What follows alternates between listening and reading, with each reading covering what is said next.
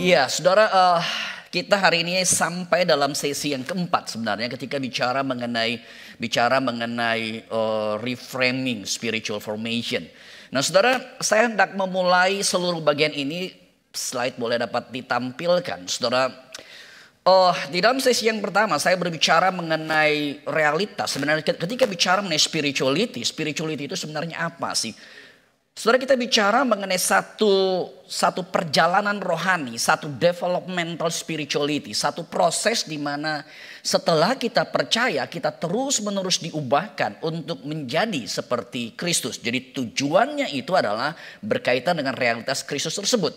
Nah, di dalam realitas developmental spirituality itu ada dua kata yang penting. Kata yang pertama adalah kata union.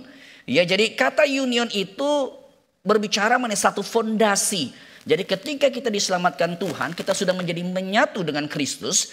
Tapi union itu juga bicara mengenai goal, bicara mengenai tujuan. Jadi kita sudah disatukan dalam Kristus, tapi kita semakin terus menerus masuk dalam keintiman dan semakin disatukan di dalam Kristus. Dan itulah tujuan utama kita, itulah goal kita, itulah feature yang kemudian menjadi sasaran daripada iman percaya kita. Nah, saudara, di dalam antara past ketika kita diselamatkan dan future di mana menjadi tujuan kita yang saya kaitkan dengan kata union tersebut, saudara, maka kata yang penting di situ kemudian adalah kata communion. Jadi kata communion adalah sebuah kata yang ada pada saat ini dalam perjalanan iman kita. Saudara, ini adalah realitas dinamika perjalanan hidup kita. Nah, saudara, bicara mengenai spirituality sederhananya adalah seperti itu. That's it. Seperti itu. Nah, saudara, ketika berbicara mengenai spirituality dalam sesi yang kedua, saya kemudian menegaskan ada 3 komponen yang penting. Dan 3 komponen penting itu saya kaitkan dengan kata doa.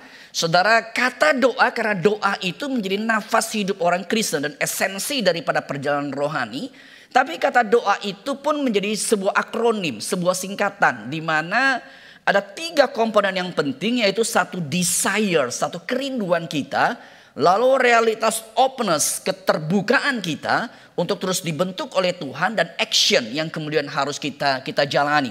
Itu adalah dalam sesi yang kedua. Nah, sesi yang ketiga sebenarnya saya memfokuskan kepada realitas desire tadi, D tadi. Jadi ada desire, ada openness, ada action, doa itu menjadi esensinya. Dan sesi yang ketiga saya berfokus kepada realitas desire. Saudara, di mana realitas desire kita diingatkan bahwa ketika kita ada dalam dunia ini setelah menjadi orang percaya, saudara, maka kita ada dalam 2 realitas desire yang ada, yaitu desire akan dunia ini atau desire akan Allah, the kingdom of God.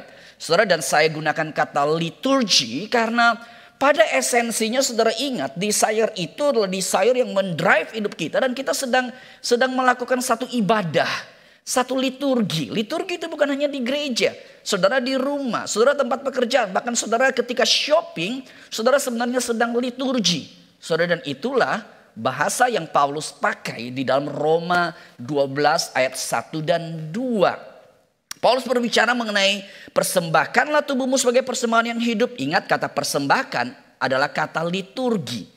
Dan ayat 2 Paulus berkata, jangan jadi serupa dengan dunia ini, tapi berubahlah oleh pembaruan budimu. Nah, saudara, Paulus sedang bicara mengenai kita tuh kan seperti kayak dicetak oleh dunia ini. Jadi desire kita adalah desire yang kerap kali dipengaruhi oleh dunia. Dan dunia itu seperti mencetak kita begitu rupa. Nah, saudara, ini dalam sesi yang ketiga saya mengeksplor realitas hal ini. Nah, sesi hari ini dalam sesi yang keempat. Saudara, sesi keempat, kalau tadi sesi ketiga berkaitan doa, yaitu D yang pertama, desire. Maka sesi yang keempat berkaitan O. Ya, jadi doa, ingat, saudara ingat kata doa. D desire, O openness, dan A action. Nah, hari ini sesi yang keempat kita akan bicara mengenai openness. Saudara, dan itu artinya sesi kelima next nanti kita akan bicara mengenai action. Karena ini bicara mengenai sebuah realitas yang penting. Dan doa itu menjadi bagian penting dalam proses perjalanan rohani kita. Kita masuk pada sesi saat ini.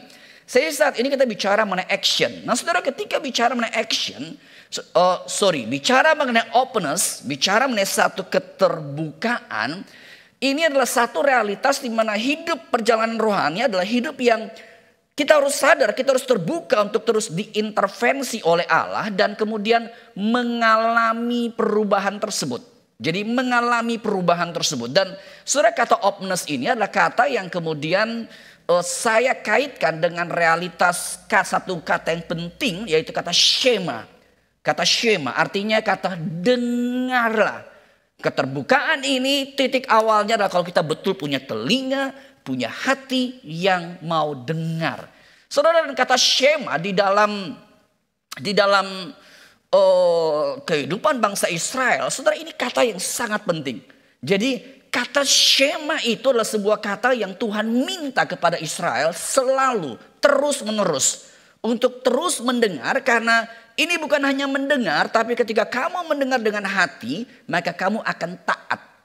Saudara, ada satu kata, satu ayat yang saya catat di situ dari Keluaran pasal yang ke-19 ayat yang ke-5. Saudara, saya ingin membaca daripada Keluaran 19 ayat yang ke-5. Demikian bunyi firman Tuhan.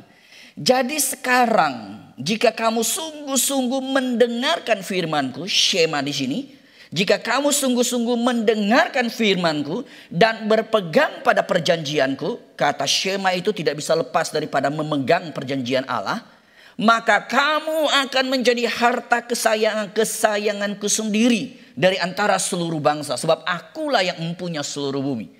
Israel dikatakan engkau akan menjadi kesayangan Allah. Engkau akan menjadi kesayangan Allah. Saudara, dalam kehidupan kita, dalam keluarga, kadang-kadang kita berhadapan, bukan? Kalau saudara punya saudara yang lebih, jadi papa mama punya anak lebih dari satu, begitu. Ada 2, ada 3, 4, 5, atau zaman dulu anak-anak yang ada 12 barangkali seperti itu. Saudara, maka ada anak-anak yang menjadi kesayangan. Anak-anak yang menjadi kesayangan papa mamanya. Saudara, apa yang menjadi kesayangan Allah? Apa yang membuat Allah sayang kita? Kita menjadi kesayangan. Kita menjadi kesayangan. Saudara, maka di dalam ayat ini berkata adalah Allah mau kita tuh dengar-dengaran dan berpegang. Listen and obey. Saudara, itu menjadi kunci membuat kita kemudian Allah senang. Bukan sekedar karena kita melakukan activity religius. Itu good, itu baik. Tapi kita baru sungguh punya hati yang dengar-dengaran dan hati yang mau pegang, yang mau taat, semuanya itu. Saudara, disitulah kepentingan daripada spirituality. Disitulah bicara mengenai kepentingan spiritual formation. Saudara, dan di atas segala disiplin rohani yang kita lakukan, pertanyaannya adalah, punyakah kita telinga dan hati yang dengar-dengaran? Karena kita akan berjumpa dengan kenyataan, bahkan seperti Amsal berkata, firman atau Allah itu berseru di pinggir jalan, di pasar, bukan di gereja saja. Apakah kita bisa mendengar suara Allah di pasar, di pinggir jalan? Saudara, disinilah kata listening itu menjadi bagian yang penting. Nah saudara, ketika bicara mengenai openness, ketika bicara mengenai shema, bicara mengenai listen dan obey, saudara, maka di dalam sejarah gereja kita berjumpa dengan yang namanya kelompok monastik. Monastik ini adalah kelompok biara, menjadi bagian daripada sejarah gereja yang kemudian memberikan satu contoh di dalam seperti apa sih perjalanan hidup rohani orang-orang percaya. Nah saudara, ketika bicara mengenai realitas biara yang ada dalam sejarah gereja, saudara, maka ada satu tokoh yang sangat penting, yaitu adalah Santo Benedictus. Jadi Santo Benedictus, kita nggak tahu dia lahir kapan, tapi dia kurang lebih mati 547 dan dia dikenal sebagai bapak daripada Western monasticism. Jadi biara itu ada biara di timur, ya daerah Egypt, Mesir dan sebagainya begitu. Tapi juga ada biara di barat. Nah, biara di barat terkenal sebagai tokoh yang besar itu adalah Santo Benedictus. Jadi dia ada Ordo Benedict sampai saat ini masih ada. Dan bahkan saudara, menariknya di Indonesia itu biara Benedictus itu ada. Ya, saya pernah visit satu biara yang cakep sekali itu ada di daerah Salatiga. Ini biaranya, ya. Biara ini namanya Bunda Pemersatu Monastery atau Biara Gedono, ya, daerah Salatiga. Saudara, biara ini sangat-sangat beautiful sekali. Ada di bawah gunung, persis di bawah Gunung Merbabu, ya, Gunung Merbabu, cuacanya enak. buildingnya bagus, itu buildingnya dibangun oleh Romo Mangunwijaya. Jadi saudara bisa ke sana untuk tinggal di situ beberapa hari. Tapi saudara harus ingat, kalau saudara ke biara ini maka saudara harus silent. Saudara tidak boleh berisik dan kita ambil waktu lebih banyak berdoa, mengikuti ibadah mereka. Dan kalau saudara stay di situ, saudara juga bisa makan bersama, bukan makan bersama ya, mencicipi makanan biara. Saudara bisa merasa hidup sederhananya itu luar biasa, luar biasa. Saudara itu menarik. Kalau punya kesempatan ke sana, saya rekomen. Saudara boleh visit di situ dan mengikuti liturgi ibadah mereka itu setiap hari itu ada 7 kali. Itu dari subuh jam 3 kalau nggak salah. Ya. Jadi mereka sudah ada punya liturgi doanya, ya, liturgi doanya. Nah, saudara, biara Benedik ini atau Santo Benedictus, jadi ini adalah sampai saat ini. Jadi ini dari abad yang ke-5, abad ke-6. Berarti sudah 1500 tahunan. Ya, warisan ini masih ada sampai sekarang. Warisan ini masih ada sampai sekarang. Nah, saudara, di dalam konsep daripada Benedik, saudara, satu konsep yang sangat penting itu adalah dia bicara mengenai seluruh mereka yang masuk dalam biara itu harus punya hati yang mendengar. Dan bukannya listen, tapi attend with the ear of your heart. Jadi benar-benar hadir, benar-benar dengar, benar-benar dengan sungguh terhadap setiap hikmat, setiap kalimat-kalimat yang disampaikan. Nah, saudara, saya ingin kita mengeksplor berkaitan dengan Benedik ini. Tetapi saudara, sebelum mungkin kita eksplor lebih ke sana, saya ingin sedikit memberikan gambaran dulu. Karena kita khususnya kekristenan menurut saya agak terhilang daripada warisan daripada monastik. Jadi monastik itu biara, gampangnya adalah para biarawan begitu. Nah, saudara, ini adalah pola hidup yang kemudian dikenal dengan white martyr. Jadi kalau saudara tahu, setelah para rasul memberikan, setelah after Pentakosta, maka para rasul itu banyak dianiaya. Bukan hanya para rasul, para anak-anak Tuhan. Sehingga ketika mereka dianiaya, mereka disebut sebagai red martyr. Ya, jadi martir yang dengan ada bleeding, ada darahnya. Nah, monastik biasa dikenal dengan white martyr. Saudara, kenapa mereka dikenal white martyr? Jadi begini, abad 1 itu kan Yesus kemudian naik ke surga, Roh Kudus turun. Nah, abad 1, abad kedua itu adalah abad di mana para rasul menginjili dan sebagainya. Kekristenan berkembang begitu luar biasa, tetapi kekristenan itu ditindas. Saudara ingat Rasul Paulus bukan? Dia meminta surat dari pemimpin agama untuk menganiaya. Orang Kristen dianiaya abad 1, abad yang kedua, abad ketiga. Nah, sampai abad ketiga, abad keempat, khususnya abad keempat, terjadi satu perubahan dalam peta kekristenan di dunia. Kalau abad 2, abad 1 sampai abad 3 kekristenan dianiaya, maka abad keempat, saudara, kemudian kita tahu ada seorang emperor, kaisar daripada Romawi, yaitu Konstantin, yang dikenal dengan nama Konstantin the Great. Saudara, Konstantin ini kemudian dalam satu peperangan antar kaisar-kaisar kecil di situ, lalu kemudian dia tuh seperti melihat penglihatan di Milvian Bridge, dan kemudian dia itu percaya itu adalah penglihatan dari Tuhan. Dan dia berkata, dengan penglihatan itu kalau saya berperang, saya menang, saya akan jadi Kristen. Dan benar, Konstantin menang. Saudara, dia dikepung luar biasa tapi dia menang. Singkatnya dia jadi Kristen. Dan karena dia jadi Kristen, dan itu saatnya Romawi itu kan ada kaisar-kaisar kecil. Dia menyatukan semuanya dan kemudian akhirnya dia menetapkan agama Kristen menjadi agama negara. Jadi abad yang keempat, tahun 300 sekian. Nah, setelah agama Kristen menjadi agama negara, puji Tuhan, red martyr nggak terjadi lagi. Karena sudah bebas menginjili begitu. Tetapi problem terjadi. Karena agama Kristen jadi agama negara, semua orang jadi agama Kristen, dan toleransi terhadap etika hidup Kristen itu mulai toleransinya besar. Jadi anak-anak Tuhan yang setia mulai melihat, waduh, ini betul sih banyak orang jadi Kristen, tapi imannya nggak benar, hidup rohaninya nggak benar. Akhirnya mereka menyadari kekristenan sudah menjadi sama seperti dunia, seperti Roma 12 ayat 2 tadi. Sehingga akhirnya orang-orang yang cinta Tuhan ini berpikir mereka harus meninggalkan kota-kota besar, ke tempat-tempat terpencil, ke daerah-daerah yang sangat terpencil. Bahkan mereka membuka areal-areal baru untuk hidup membiara. Jadi abad 4 kekristenan jadi agama negara Romawi. Abad ke-5 mulai muncul yang namanya monastik. Kelompok biara. Jadi kenapa kelompok biara muncul? Karena Kristen sudah jadi sama dengan dunia. Sehingga mereka mau mempertahankan hidup kudus, hidup benar. Dan itulah sebabnya mereka disebut white martyr. Mereka disebut white martyr. Nah, saudara, kalau saudara kemudian melihat lebih lanjut, saudara, kita akan mendapati bahwa kehidupan biara itu diambil atau inti utamanya mereka ambil dari Lukas 18 ayat 22. Di situ bicara mengenai orang kaya yang mau ikut Kristus. Dan Yesus berkata, engkau mau ikut aku, lakukan ini. Dia bilang, oh sudah semuanya. Lalu Yesus berkata, kurang satu lagi. Jual semuanya, tinggalkan semuanya dan ikut aku. Nah, itu yang dilakukan. Mereka meninggalkan dunia, pergi ke hutan, pergi ke daerah terpencil dan membangun satu komunitas yang baru. Dengan satu tujuan, meninggalkan dunia. Jadi ini satu detachment, jadi hidup attachment itu adalah begini. Menariknya hidup kita adalah hidup itu kita selalu lekat dengan beragam hal.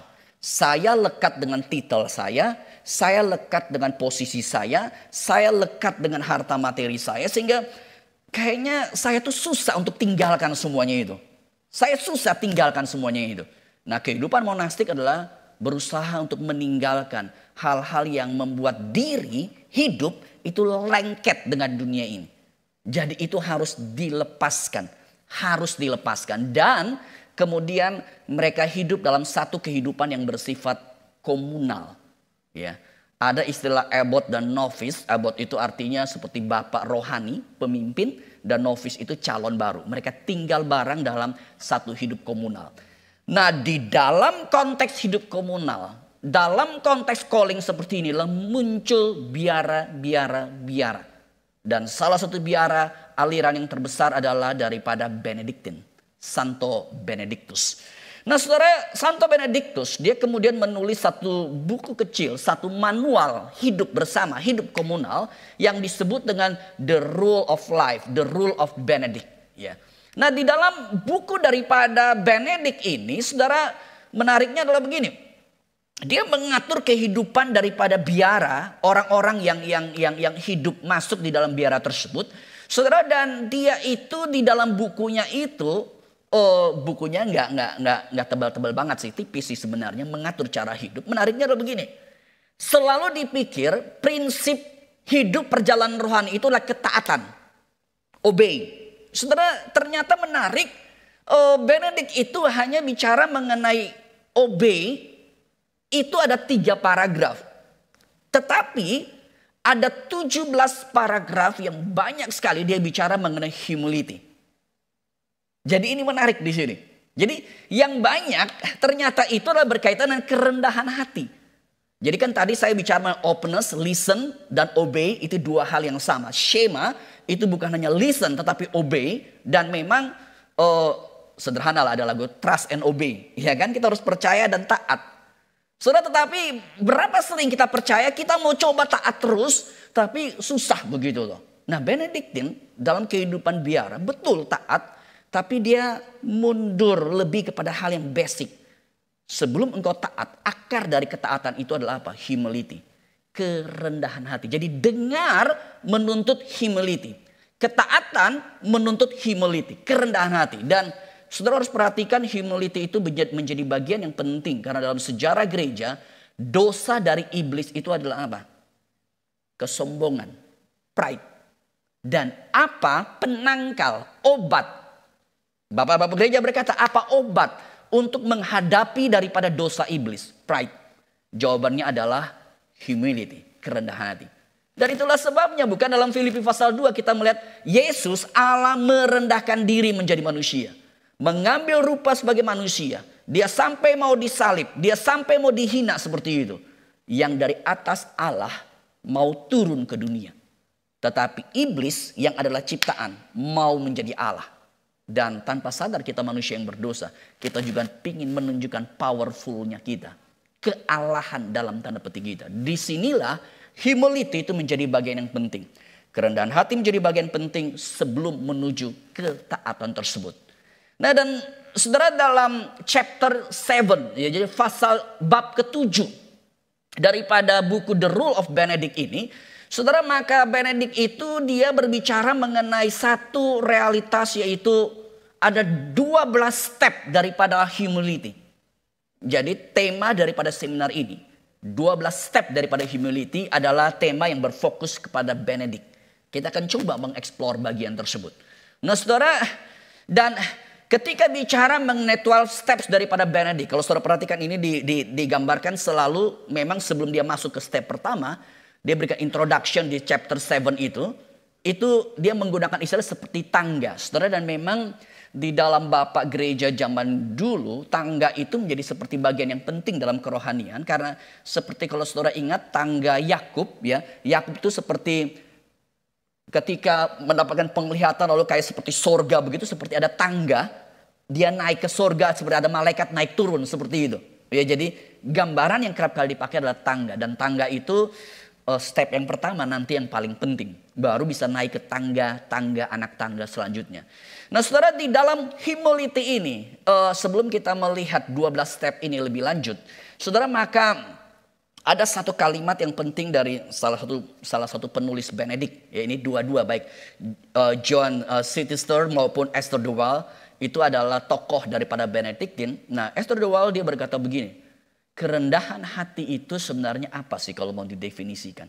Itu adalah menaklukkan diri. Ya. Jadi penaklukkan diri.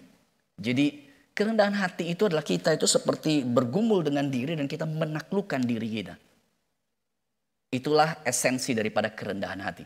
Ya, dan saya agree. Karena nanti kalau kita lihat 12 step tersebut, maka itu yang dieksplor. Dan saudara, saya akan mengajak kita melihat 12 step ini. Jangan saudara pikir, waduh ini kayaknya kita belajar bahan kuno nih. Begitu ya. Saudara, tapi bahan ini sangat penting bagi hubungan kita semuanya. Ingat komunal life, kita tidak di biara, tapi kita mungkin ada di gereja. Atau saudara ada di company. Ya, company memang dinamika agak berbeda di situ. Tapi kalau gereja mestinya seperti itu. Atau kita sebagai keluarga Kristen, itu pun adalah biara-biara kecil. Suami istri orang percaya dan anak-anak orang percaya. Di situ adalah biara-biara kecil. Dan realitas humility ini menjadi bagian yang penting. Saudara, saya akan sedikit lebih cepat masuk dalam beberapa poin. 12 poin ini. Saya akan stop nanti poin keempat. Nanti kita akan break sejenak sebelum kita lanjut pada poin-poin selanjutnya. Saudara, poin yang pertama adalah ketika bicara mengenai jadi 12 poin itu dibagi 7 poin. Itu bicara mengenai hal interior di dalam diri. 5 poin terakhir adalah bicara mengenai eksterior, relasi dan sebagainya. Oke, kita akan masuk kepada poin yang pertama ya. Jadi saudara, poin yang pertama adalah Benedict itu dia bicara mengenai, yang pertama adalah bicara mengenai kita harus terus terus memelihara the fear of God, takut akan Tuhan. Jadi Benedict berkata begini, bahwa dalam seluruh hidup kita, apalagi di dalam hidup biara, maka kita harus terus menerus sadar bahwa kita itu seperti berhadapan dengan Allah. Dan kita itu harus menjadikan Allah itu sebagai pusatnya daripada hidup kita. Saudara, fear of God ini bukan berarti kita takut Allah hukum kita. Tapi lebih kepada fear of God mungkin bisa diterjemahkan sebagai respect kepada Allah. Kita hormat kepada Allah. Saudara, kadang-kala dalam hidup ini menurut saya kita punya orang yang kita tuh sangat respect. Sangat respect. Entah bos saudara, entah orang tua saudara, entah kakak rohani saudara. Saudara, kalau kita berhadapan dengan orang yang respect, maka kalau orang itu ngomong kita akan berusaha untuk dengar dengan baik. Kalau orang itu ngomong, maka kita akan melakukan apa yang dia ngomong. Saudara, dalam kehidupan saya, satu pribadi yang sangat saya respect itu adalah mama saya. Dan saya selalu ada pakai kata oe mama. Kalau mama saya udah ngomong apa pasti saya dengar. Karena saya sayang dia, karena saya respect dia, saya akan dengar dia dan saya akan lakukan apa yang dia mau. Ya tentu saja, ya pasti orang tua pinginnya anak yang baik lah begitu, ya kan? Dan itu akan saya lakukan. Saudara, inilah dasar dari semuanya. Perjalanan rohani dan kerendahan hati dasarnya adalah apa? Keep the fear of God always. Selalu. Saudara, ini sesuatu yang challenging. Ketika saudara dengar suami atau istrimu, apakah saudara hanya mendengar sebagai dengar suami atau dengar istri? Ketika saudara mendengar saya seperti ini, atau saudara di gerejamu berdialog dengan rekan pelayanan atau pendeta dengan jemaat, apakah saudara hanya mendengar seseorang si A itu? Atau saudara dengar dengan kesadaran, Tuhan, apapun hidup yang saya lakukan, saya sedang living in the presence of God. Hidup di hadapan Tuhan. Engkau ada di sini. Apakah saya betul terbuka? Saya mau dengar apa yang Tuhan mau sampaikan melalui si A ini. Saudara, fear of the Lord membuat mereka yang dalam biara tidak hanya melihat pemimpin rohani atau tidak hanya melihat teman, tapi melihat Allah menjadi sentralnya. Saudara, ini step yang pertama dan step yang paling penting. Step pertama ini kemudian diikuti dengan step yang kedua. Step yang kedua, Benedict berkata, ingat ketika kamu masuk di dalam monasteri, dalam biaraan tersebut, kamu akan berlawanan dengan satu perjalanan rohani yang ingat antara keinginan diri dan keinginan Allah itu dua hal yang berantem. Dua hal yang saling melawan. Dan kamu harus belajar untuk selalu berkata, not my own will, bukan kehendakku Bapa, tapi kehendak Tuhan yang jadi. Ketika engkau berhubungan dengan pemimpinmu, ketika engkau berhubungan dengan teman-temanmu, ketika engkau membaca firman Tuhan, kalau ada kebenaran di situ, lalu ada defense mechanism. Jadi kita manusia selalu adalah akan mencoba mencari alasan, mencoba membela diri, mencoba untuk melihat dari hal yang lain. Saudara, kadang-kala betul kita bisa melihat dari sisi yang lain. Tetapi saya rasa banyak di antara kita tuh cuma cari alasan. Intinya adalah kita mau my own will, kehendakku, bukan kehendakmu, bukan kehendak Allah. Saudara, telinga yang dengar adalah satu telinga yang kalau itu ada kebenaran di situ, kita harus belajar untuk taat. Kita harus belajar untuk berkata, Tuhan bukan kehendak. Saudara, perhatikan ribut suami istri. Masalahnya di mana? Semuanya berpikir my own will. Ribut di gereja. Masalahnya apa? Semua berkata my own will. Saudara, step yang kedua ini Benedict berkata, wait, sebentar dulu, tunggu dulu. Semua harus tenang. Jujur berkata dulu, Tuhan ini bukan kehendakku. Saya coba mendengar. Bisa saja memang kehendakku sama dengan kehendak Tuhan. Tetapi sikap hati yang pertama adalah tenangkan diri dulu berkata, oke Tuhan ini bukan masalah kehendakku. Tapi saya mau dengar dulu. Saya coba sungguh dulu. Coba gumulin, coba pikirin dulu. Ini Tuhan mau atau bukan? Mungkin Tuhan bicara melalui suamiku, istriku, anak-anakku. Atau bahkan seseorang yang ada di dalam level organisasi. Katakanlah misalnya cuma office boy. Saudara harus dengar. Sebentar dulu gitu loh. Karena kerap kali kita menjadi orang yang cenderung pingin kehendak kita. Pingin kehendak kita. Saudara, inilah step yang kedua. Step yang ketiga adalah Benedict kemudian berkata yang ketiga adalah, maka kalau engkau tahu ini bukan kehendakmu, maka engkau harus belajar untuk tunduk kepada superior. Kepada ebot, kepada Bapa rohani tersebut.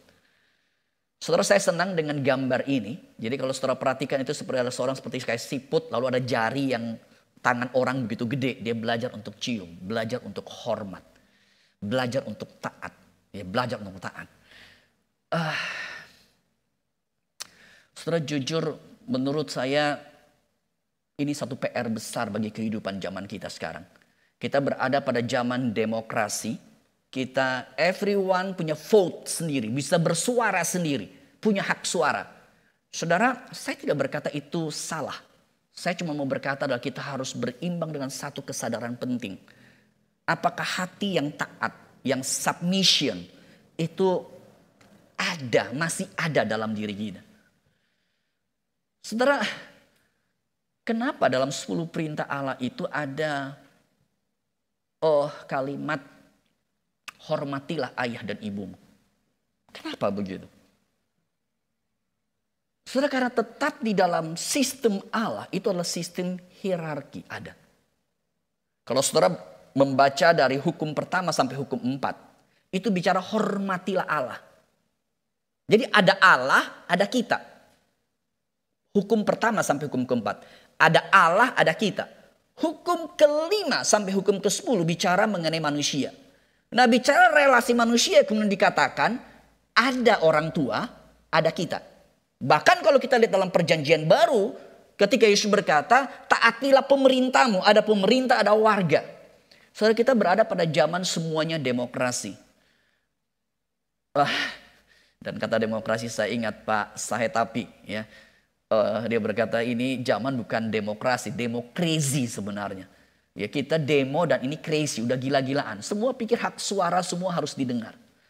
Saudara, saya percaya kita tidak bisa menekan hak suara seseorang, tidak bisa menyampingkan hak suara seseorang, tapi sebelum bicara hak suara ada attitude mau taat atau tidak. Mau hormat kepada atasan atau tidak. Kepada yang lebih senior atau tidak. Saudara, dan ingat, kalimat ini tidak berarti, berarti yang senior harus terus didengar dong begitu. Bukan itu poinnya, tapi ini bicara attitude.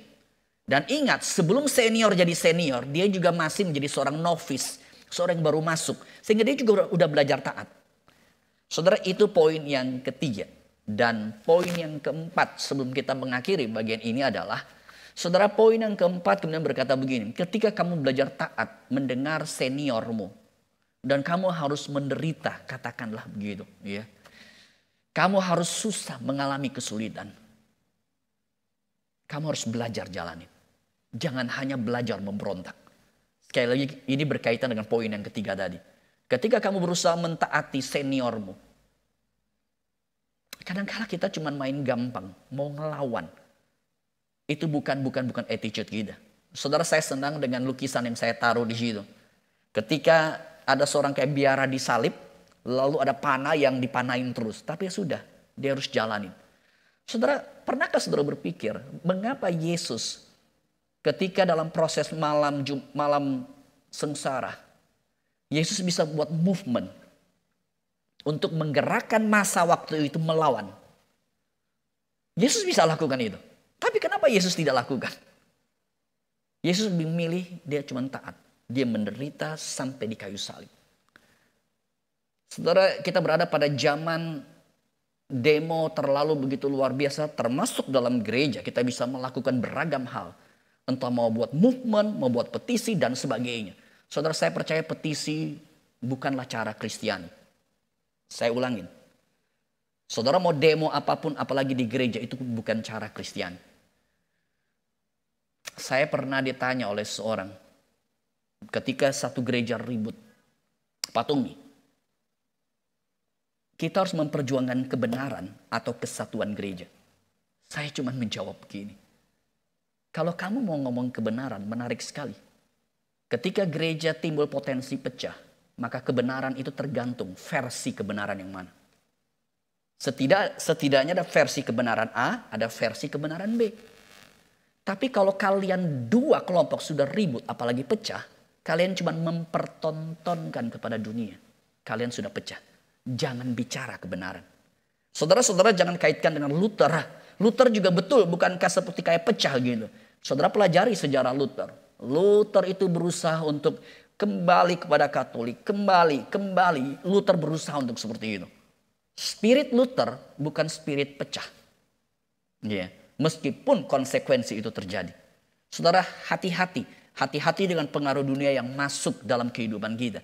Dan ini adalah spirit yang harus kita miliki.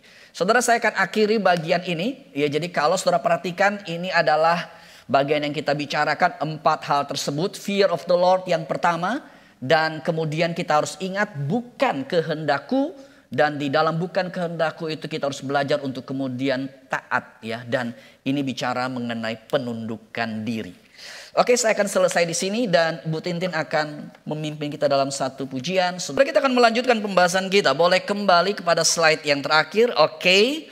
Saudara, kita sudah melihat di sini tadi poin yang pertama, fear of the Lord. Itu menjadi akar semuanya. Dan kalau kita sadar itu, maka kita menyadari kehendakku Aku harus belajar lebih untuk taat kepada Allah. Tidak hanya melihat orang sekeliling, tapi juga melihat adanya hadirat Allah dalam orang tersebut. Saudara, dan aturan atau step yang ketiga dan keempat, saudara, itu bicara mengenai satu penundukan diri.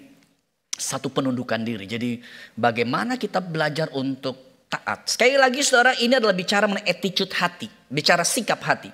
Dan saudara, saya percaya ini akan menjadi diskusi yang cukup besar nantinya. Karena kita berada dalam era demokrasi. Saudara, tapi demokrasi harus dimulai dengan attitude ini. Karena kalau demokrasi tidak dimulai dengan attitude ini, saudara, maka kita akan jadi problem. Kita akan menjadi problem. Saudara, kalau kita lihat dalam sejarah dunia, menarik sekali. Zaman dulu itu kan lebih otokrasi, ya, lebih bicara mengenai hierarki yang clear sama sekali. Jadi semua harus taat pada raja, semua harus dengar raja, itu ekstrim. Tapi kita berada pada satu ekstrim yang lain adalah demokrasi. Semua orang boleh bersuara. Saudara, dan semua orang bersuara, kita mau dengar suara siapa jadinya? Apakah suara massa? Suara massa belum tentu suara kebenaran. Kalau saya tanya kepada saudara, dalam sejarah bangsa Israel, konsep raja muncul dari mana? Demokrasi. Demokrasi. Israel berkata, negara lain punya raja, kenapa kita gak punya pemimpin? Kita juga mau pilih pemimpin. Lalu Tuhan berkata, Israel, engkau menolak aku. Engkau menolak aku. Engkau menolak aku. Tapi Tuhan izinkan ada raja di situ. Yang Tuhan mau adalah bukan konsep raja, tapi konsep Tuhan jadi raja. Fear of the Lord tadi. Oke, itu 1, 2, 3, dan 4 kita akan masuk dalam step yang kelima.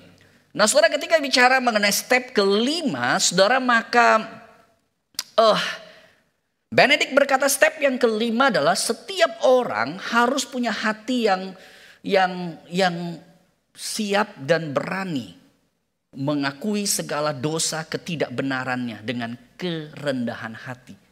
Jadi pengakuan dosa, di balik pengakuan dosa itulah sebuah kerendahan hati untuk oke, saya salah. Ini saya nggak benar. Saya mau dibentuk oleh Tuhan. Saudara, poin yang kelima ini adalah counter daripada keras kepala atau kepala batu. Kadang-kala kita tuh sudah ngomongin, tetap nggak mau dengar. Dan bahkan bukan hanya nggak mau dengar, kita susah untuk berkata dan mengakui saya salah. Saudara, kata I am sorry, ya. Saudara, memang betul kata ini tidak berarti kita hanya ngomong I am sorry, begitu. Bukan. Tapi satu kesadaran untuk mengakui, gue salah. Saya lakukan hal yang tidak benar. Itu adalah satu attitude yang perlu ada. Dan di dalam kehidupan komunal, kehidupan biara, Benedict berkata, khususnya mereka yang mulai masuk. Dan bukan hanya mereka yang mulai masuk, yang senior juga. Karena mereka punya relasi satu sama lain, semua harus kemudian saling mengakui dosa. Jadi kesiapan hati untuk mengakui kesalahan itu menjadi bagian yang penting. Meskipun memang harus saya akui setiap kita punya culture yang berbeda. Kalau culture bule barat lebih gampang berkata I'm sorry. Kalau kita itu kadangkala susah untuk ngomong, ya. Tapi saya rasa kita juga mesti belajar. Tapi lebih daripada itu, ini bukan hanya bicara belajar ngomong, tapi kesungguhan hati untuk dengan rendah hati mau berkata, ternyata saya itu nggak benar selalu. Saya itu ada salah. Saya ada salah. Ketika kita berkata I am sorry, maka saudara perhatikan di sini kemudian step yang keenam. Step yang keenam, Benedict kemudian berkata begini. Ketika engkau berkata I am sorry, engkau tuh harus menyadari atau menerima diri sebagai orang yang berada pada posisi yang paling bawah, ya. Dan bahkan ketika engkau diperlakukan dengan kasar sekalipun, ya, kamu harus belajar terima. Jadi sebuah attitude hati, sebuah contentness, sebuah kepuasan diri, sebuah kecukupan diri bukan karena saya itu diakui. Tapi ketika saya melakukan hal yang paling rendah, ketika saya melakukan hal yang paling kasar, diperlakukan secara kasar, secara unfair, saya itu tetap punya hidup yang saya sadar Tuhan. Ini semua saya lakukan hanya untuk Tuhan. Saudara, saya menaruh gambar Yesus membasuh kaki Ini adalah satu gambar yang menurut saya, ya terlebih ketika Yakobus, Yohanes mereka mulai berbicara mengenai siapa pemimpin yang terbesar. Saudara, kisah ini menjadi kisah yang baik. Apa artinya menjadi pemimpin Kristen? Pemimpin Kristen artinya apa? Basuh kaki. Basuh kaki. Saya sebagai gembala, apa artinya? Saya harus membasuh kaki saudara. Seriously. Saudara sebagai majelis, sebagai pemimpin, apa artinya? Attitude ini harus ada. Karena ini adalah attitude Kristus. Nah saudara, ini step yang kelima. Step yang kelima, kita harus menempatkan diri untuk siap melakukan hal yang paling kecil, ya, hal yang bahkan diperlakukan dengan kasar. Saudara, saya harus katakan pelayanan menjadi hamba Tuhan menurut saya itu pelayanan yang ya, tapi saya ini nggak fair juga karena saya tidak, ya tapi saya pernah sebelum menjadi hamba Tuhan sempat kerja sebentar tempat lain, tapi kemudian saya mengamati, saya rasa pelayanan atau kerja dalam tanda petik kerja lah begitu ya, pelayanan menjadi hamba Tuhan menurut saya itu pelayanan yang sangat berat, sangat sulit. Dan kenapa sangat sulit? Kalau di company itu hierarkinya clear, atas, tengah, bawah clear. Kalau di gereja pelayanan hamba Tuhan seperti hierarki clear, ada ketua majelis, ada gembala, ada majelis, ada hierarki clear. Tetapi pada dasarnya adalah semua jemaat itu dalam tanda petik, sorry, saya menggunakan kata adalah bos. Jadi semua jemaat bisa berintervensi. Ini begini, ini begini, ini begini, ini begini, ini begini. Dan saudara menjadi pemimpin di gereja kita harus dengar semua. Itu tuh sulit. Padahal kan kita juga punya suara sendiri gitu loh. Nah kadang-kala ini jadi complicated. Ini sulit begitu loh. Tapi saya cuma mendapati satu hal yang harus kita lakukan adalah seperti yang dikatakan oleh Benedict ini. Lo harus lakukan hal yang paling jelek, do it. Harus basuh kaki, do it. Saudara, mimbar bukan tempat saya. Saya harus berkhotbah betul. Tapi membasuh kaki itu adalah tempat saya. Karena itu cara Kristus. Kita dipanggil bukan menjadi yang terpenting. Tapi kita dipanggil melakukan hal yang paling bawah. Hati sebagai hamba. Ya tadi kita naikkan pujian tersebut. Gampang nyanyiin. Saudara jalanin. Itu sulit minta ampun. Dan harus saya katakan, kadangkala kita sebagai pemimpin, entah sebagai hamba Tuhan, sebagai majelis, kadangkala kita punya ego dan kita, apalagi kalau saudara di company atau saudara di luar, saudara punya posisi yang tinggi. Saudara bahkan owner sebuah perusahaan barangkali. Lalu dalam tanda petik mesti diatur orang lain. Rasanya itu tuh menjadi bagian yang sulit. Tapi inilah panggilan kita. Inilah panggilan kita. Yang ketujuh. Benedict kemudian melanjutkan. Masih berkaitan dengan poin yang keenam tadi. Yang ketujuh dia kemudian berkata. Kamu harus tanamkan di dalam hatimu. Ya, bahwa dibandingkan dengan semua. Kamu tuh paling kecil. Ya, paling gak bernilai. Semua orang harus berpikir yang lain lebih bernilai. Saya tuh paling tidak bernilai. Ini berkaitan dengan poin yang keenam tadi. Sekali lagi ingat, ini dalam kehidupan komunal. Dan komunal itu juga terjadi pada saat ini. Kalau kita suami istri, kita di gereja, kita selalu berpikir kita yang paling kecil, bukan paling gede. Saudara, saya rasa segala perpecahan, segala keributan bisa kita handle dengan baik. Saya menaruh gambar di situ. Anak pion catur, ya, yang dia pikir dia adalah raja. Iya. Ingat, kita semua tuh hanya pion. Jangan berpikir kita raja. Jangan berpikir seperti itu. Dan Yesus yang adalah raja, dia mau datang menjadi hamba. Kenapa kita yang pion hamba mau jadi raja? Saya di dalam kesempatan pelayanan sebelumnya, saudara, saya berkata kepada rekan-rekan majelis. Karena majelis-majelis itu punya background yang menurut saya luar biasa. Mereka berhasil dalam bidang di luar. Ada di antara mereka yang punya company, perusahaan, owner perusahaan yang begitu banyak. Ada di antara mereka yang adalah seorang profesional yang luar biasa. Mereka seorang CEO, mereka seorang direktur, mereka seorang pemimpin luar biasa. Saudara, saya kerap kali berkata gini, ketika engkau masuk ke gereja, tanggalkan semua atributmu. Tanggalkan semua atributmu. Di kantor engkau seorang CEO. Di kantor engkau seorang owner. Di kantor engkau seorang direktur, seorang komisaris. Tapi di gereja kita adalah hamba. Kita adalah hamba. Saudara, kalau kita mengerti ini,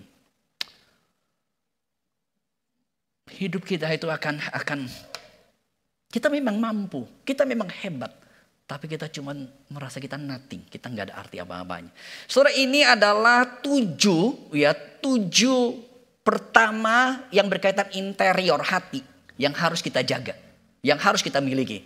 Poin 1 sampai 7 tersebut saya boleh gambarkan begini, ya. 7 yang pertama.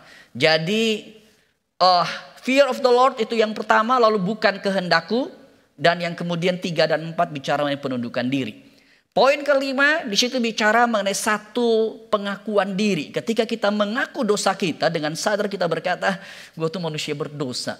Saya tuh bukan Allah, saya tuh juga penuh dosa. Saya tidak lebih baik dari engkau dan saya harus jujur. Semakin jujur mengakui dosa, semakin sadar kita tuh begitu rendah di hadapan Allah. Dan disitulah kemudian kita melihat kita hidup dengan menyadari kita hanya tidak ada artinya. Dan bahkan kita siap untuk ada pada posisi yang paling rendah. Jadi aspek pertama penundukan diri. Aspek kedua adalah perendahan diri. Ya.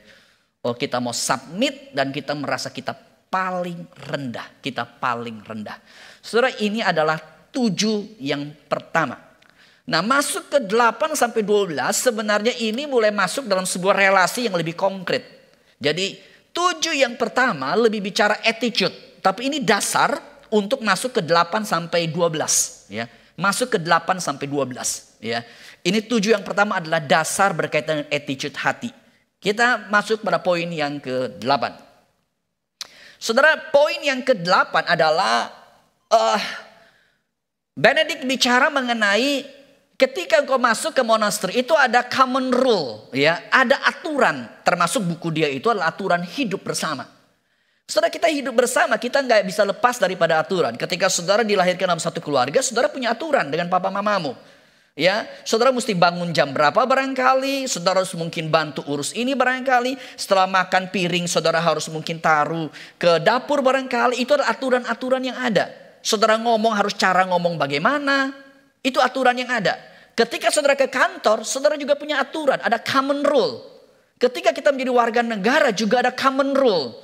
Ketika kita di gereja juga ada common rule. Nah, saudara, Benedict berkata, semua kita harus punya satu sikap, yaitu kita melakukan common rule tersebut. Aturan itu kita harus lakukan bersama. Dan itulah hidup bersama. Itulah hidup bersama. Saudara, Tuhan tidak menciptakan kita menjadi sendiri. Tetapi bersama. Dan ada aturan-aturan yang harus kita jalani.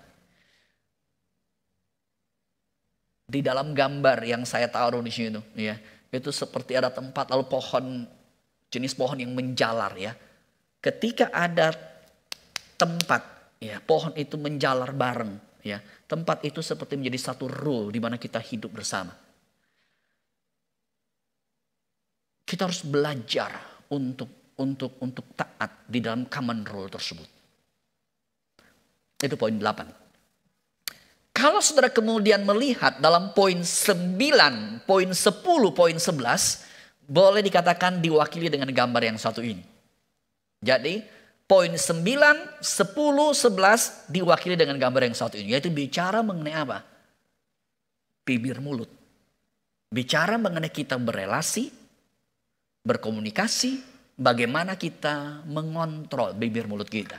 Yang ke-9, Benedict berkata seperti ini. Kita harus mengontrol mulut kita, ya, dan intinya jangan banyak ngomong, ya. Kita harus tetap diam, tetap tenang. Kecuali ditanya ya lu jawab. Saudara, berbahagialah saudara yang tidak terlalu banyak ngomong karena saudara cocok dengan Ordo Benedictus. Tapi kalau saudara yang suka banyak ngomong, wow, ini nggak gampang. Ini nggak gampang. Ya. Tapi saudara, bukankah kita mendapati ketika kita banyak ngomong, maka di situ kerap kali muncul banyak konflik, banyak ketegangan, banyak ribut. Saudara, mestinya poin 9 menyelesaikan seluruh seminar ini, ya, karena saya nggak boleh ngomong mestinya. Tetapi mau nggak mau saya harus selesaikan sampai 12. Yang ke-10, Benedict kemudian berkata seperti ini, yang ke-10. Kamu juga harus belajar untuk tidak terlalu cepat, ya, untuk gampang tertawa, ya, ngakak, ya. Ya, jangan terlalu gampang tertawa seperti itu. Saudara, sekali lagi ini adalah konteks daripada monasteri, ya. Poinnya adalah begini. Saudara, kadang-kadang kita menertawakan sesuatu, ya, kita itu sebenarnya harus menertawakan diri lebih dahulu. Kadang-kadang joke itu adalah joke yang menyentuh kepada diri. Tetapi joke itu kerap kali menertawakan itu adalah kita tuh seperti mengejek orang juga. Tidak menghargai orang. Tidak menghargai orang. Dan di dalam budaya daripada kehidupan, daripada biara, maka kita harus belajar dengar. Ya. Belajar untuk dengar dengan benar dan jangan menertawakan siapapun. Jangan menertawakan siapapun. Hanya orang bodoh dikatakan. Hanya orang bodoh yang kemudian menertawakan semua. Iya. Karena kalau orang yang berhikmat, dia akan mendengar. Dia tidak akan menertawakan. Dan yang ke-11 adalah berbicara berkaitan dengan kita harus bicara juga dengan perlahan-lahan. Bicara dengan perlahan-lahan. Soalnya itulah sebabnya masuk poin 9 sampai 11, irama ngomong saya agak pelan-pelan, ya. Karena saya mencoba untuk menjiwai poin daripada Benedict ini, ya. Saudara, ketika kita bicara mengenai perlahan dengan keseriusan, sekali lagi ini bukan irama, ya, tapi ini bicara mengenai kesungguhan, menaruh hati di situ, ya. Saudara, maka disinilah kita akan mengeluarkan kalimat yang saling membangun. Kalimat yang saling membangun.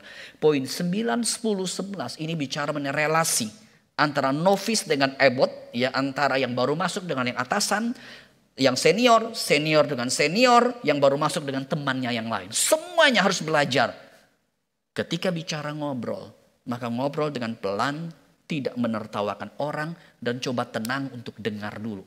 Jadi tenang mendengar, tidak menertawakan kalimat itu.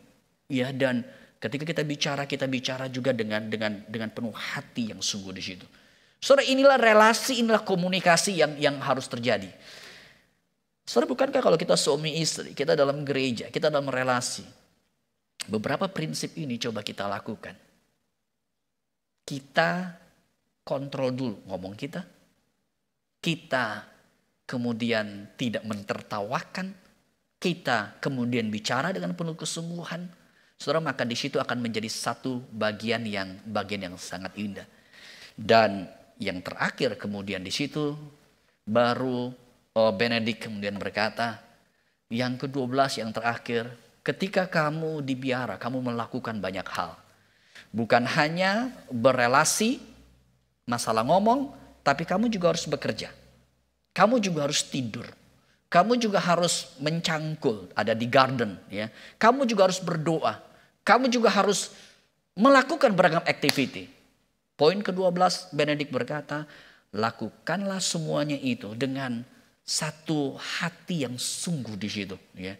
Jadi jangan hanya melakukan oratori. Oratori itu adalah berdoa seperti itu, tetapi ketika kamu mengolah kebun, mengolah tanah yang ada, kamu berelasi atau kamu pergi menjual barang, saudara, kamu harus lakukan itu dengan sepenuh hati. Saudara, kehidupan biara, mereka itu adalah kehidupan yang mengolah tanah sendiri, ya, mengolah tanah sendiri.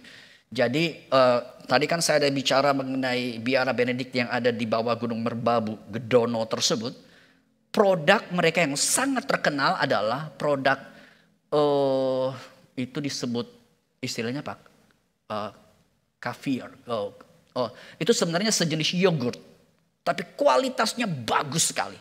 Kualitasnya bagus sekali. Itu mereka olah sendiri, tanam sendiri, olah sendiri. Nah saudara, istilah ora et labora muncul dari Benedict. Berdoa dan bekerja muncul dari abad yang kelima, dari Benedict. Karena Benedict berkata poin ke-12, kamu kerja lakukan apapun, lakukan dengan hati yang sungguh. Jadi bukan hanya doa di tempat kerja, di apapun itu, kamu lakukan dengan hati yang sungguh. Jadi saudara, kalau kita lihat dari yang ke tadi 8 sampai 12, saya boleh katakan begini. Ada common rule di situ, itu yang kemudian harus dilakukan. Dan common rule itu harus dilakukan semuanya dengan penuh ketaatan.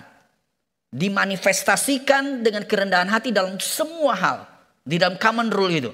Engkau tidur, engkau makan bersama, engkau berelasi, engkau bekerja, engkau berdoa, itu harus dilakukan semuanya. Dan poin 9 sampai 11, ketika bicara mengenai bibir mulut, sebenarnya ini bicara mengenai pengontrolan diri. Jadi kita mengontrol. Sebenarnya kita bisa kembangkan bukan hanya bibir mulut, tapi juga pikiran kita. Tingkah laku kita.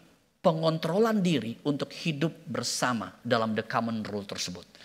Saudara, inilah 12 step daripada Benedict. Yang pertama, akar semua adalah fear of the Lord. Dan kemudian di situ ada beberapa poin berkaitan dengan bukan kehendakku, tapi saya siap mengakui dosa-dosaku. Saya hanya manusia yang berdosa. Dan saya mau hidup dalam hidup bersama. Dan saya memanifestasikan dan kerendahan hati hidup bersama itu dalam segala aspek. Dan saudara, disitulah kemudian kita melihat sebenarnya bukan kehendakku, kita harus taat kehidupan bersama. Itu menjadi relasi yang sangat penting. Kemudian kita juga melihat mengakui diri orang yang berdosa. Itu adalah sebuah manifestasi. Kita manifestasi dalam segala bidang. Dan disitulah kemudian kita nanti ada melihat ada beberapa step penundukan diri. Kita kemudian melihat ada bicara mengenai perendahan diri di situ. Dan kemudian kita melihat ada pengontrolan diri di situ. Saudara, kalau saya ingin memberikan ringkasan daripada bahan ini seperti ini. Dan satu kata yang saya harap saudara ingat di dalam session ini adalah kerendahan hati, humility. Itu akar katanya adalah dari satu akar kata ini. Dan ini saya ingin saudara ingat, yaitu kata humus. Humility, kerendahan hati dari kata humus, yaitu tanah. Saudara dan saya, kita tuh hanya debu tanah. Kita diciptakan dari tanah, debu. Dan kita tidak ada arti. Ingat, kita tidak ada arti. Dan kalau menggunakan bahasa Indonesia, kata yang penting di dalam session ini adalah kata tahu diri deh kita. Tahu diri aja baik-baik. Kita cuman tanah. Kita nggak ada arti. Kita nggak ada arti. Saudara, saya selalu dalam session seperti ini saya ingin ada spiritual exercise. Karena saudara tidak hanya dengar, saudara perlu lakukan. Ya, saya tidak tahu bagaimana saudara, apakah sungguh melakukan atau enggak. Tapi please, kalau bisa saudara harus mengupayakan tidak hanya dengar, berusaha untuk lakukan. Dan kali ini spiritual exercise sangat sederhana, sangat gampang, setiap hari kita akan lakukan. Yaitu spiritual exercise yang saya suggest kepada saudara adalah setiap kita pasti setiap hari melakukan yang satu ini. Bercermin. Oke? Bercermin. Kita bangun pagi kita bercermin. Mau kemana kita bercermin. Kita ke tempat manapun bercermin.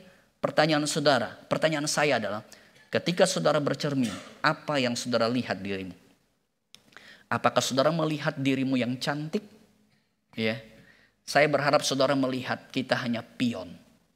Jangan berpikir mungkin kita hebat, kita raja, kita seorang yang pintar, kita punya posisi yang hebat, kita punya materi yang luar biasa. Tetapi ketika bercermin, ingatlah saya hanya pion. Dan ingat kita hanya humus tanah. Setiap kali bercermin, ingat Tuhan, saya tuh cuman tanah yang gak ada arti. Berikan kerendahan hati. Jangan cermin, wah keren banget ya gue. Cermin, wah gue nih pinter ya. Cermin, wah saya nih hebat. Bercerminlah dan lihat diri dengan benar. Ingat, kalau Yesus yang adalah Allah, Filipi pasal 2, dia merendahkan diri, mau menjadi sama seperti manusia, bahkan mati di atas kayu salib sebagai hamba. Bukan hanya manusia, sebagai hamba, bahkan mati di atas kayu salib. 3 step ini. Dia menjadi manusia, di antara manusia dia bisa pilih banyak hal, dia pilih menjadi hamba, di antara menjadi hamba dia pilih untuk siap mati. Kalau dia lakukan 3 step itu, saudara, mengapa kita yang hanya humus, hanya tanah, kita mau berpikir kita Allah, kita begitu hebat. Saudara, inilah prinsip daripada perjalanan rohani kita. Saya berharap openness ini, doa, desire, openness ini membawa kita untuk membuka diri melihat kita tuh cuman humus, ya, dan kita harus merendahkan diri kita di hadapan Tuhan. Oke, saya akan stop sampai di sini. Oke, Bapak dan Ibu, saya persilakan untuk segera mengetik pertanyaan jika ada pertanyaan supaya kita bisa sampaikan bersama-sama dan kita akan bisa bahas bersama dengan Muse. Muse, jujur saya bersyukur dengan apa yang Muse sampaikan hari ini. Itu adalah sesuatu yang menyadarkan kita semua bahwa kita adalah humus, pion, supaya kita tidak pernah membanggakan diri dan kita juga berusaha untuk bisa menempatkan diri sesuai dengan yang Tuhan inginkan, Muse. Mungkin yang saya ingin tanya dulu ke Muse sebelum ada pertanyaan dari Flor, itu kadang-kadang dalam hidup ini kan, Muse, kita itu kadang-kadang kita memang ingin merendahkan hati dalam pengertian bahwa kita ingin mengakui bahwa semua adalah karena Tuhan, Muse. Tetapi terkadang ketika kita lakukan itu malah muncul adalah seperti jargon yang muncul di kalangan umum adalah merendahkan diri, menaikkan mutu, Muse. Itu jargon yang bagus sebenarnya menurut saya. Bagaimana gitu ya? Bagaimana kita itu sebenarnya kan kita sungguh-sungguh ingin meneladani dan kita ingin merendahkan hati sesuai dengan yang Muse ajarkan. Tetapi kan kita juga rindu bahwa itu menjadi benar-benar sesuatu yang menjadi berkat juga kan. Bukan kemudian ketika kita menyampaikan semua kerendahan hati kita itu, tapi kemudian ternyata itu sih ya merendah-rendahkan diri untuk menaikkan mutu kan, Muse. Karena jujur saya pernah mengalami, Muse. Waktu itu saya pernah mau di hijack oleh satu perusahaan.